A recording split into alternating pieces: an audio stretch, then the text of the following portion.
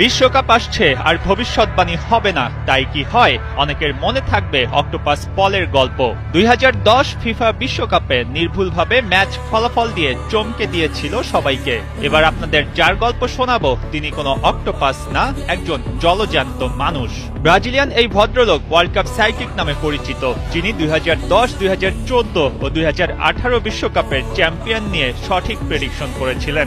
সেই Michael Bruno এবার 2026 world কাপের চ্যাম্পিয়ন দলের নাম ঘোষণা করেছেন। এমনকি ব্রাজিল ও আর্জেন্টিনা এবারের বিশ্বকাপে কত দূর যাবে সে কথাও জানিয়ে দিয়েছেন। ব্রাজিলিয়ান গণমাধ্যম গ্লোবো স্পোর্টকে দেয়া এক সাক্ষাৎকারে মুখোমুখি হয়েছিলেন মাইকেল ব্রুনো। সেখানে জানিয়েছেন এবারের বিশ্বকাপ ফাইনালে লড়বে স্পেন ও পর্তুগাল, আর চ্যাম্পিয়ন ট্রফি উঁচিয়ে ধরবে পর্তুগাল। টুর্নামেন্টের আলোচিত তারকা হবেন ক্রিস্টিয়ানো রোনালদো।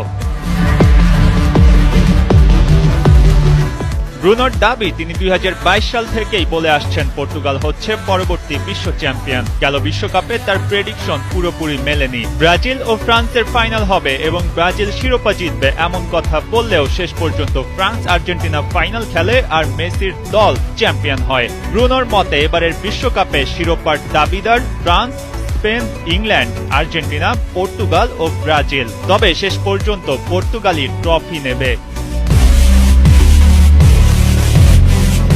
লিওনেল মেসির আর্জেন্টিনা কত দূর যাবে এই প্রশ্নে ব্রুনো জানিয়েছেন, বর্তমান বিশ্ব চ্যাম্পিয়নরা কোয়ার্টার ফাইনালে বিদায় নেবে, তবে কোন দল আর্জেন্টিনাকে হারাবে সে তথ্য জানাননি। ওদিকে ব্রুনোর নিজ দেশ ব্রাজিলের ব্যাপারেও খুব একটা সুখবর নেই। সেমিফাইনালের আগেই সেলেসাওদের বিশ্বকাপ শেষ হবে বলে জানাচ্ছেন তিনি। নেইমারকে নিয়েও উদ্বেগ আছে তার কণ্ঠে।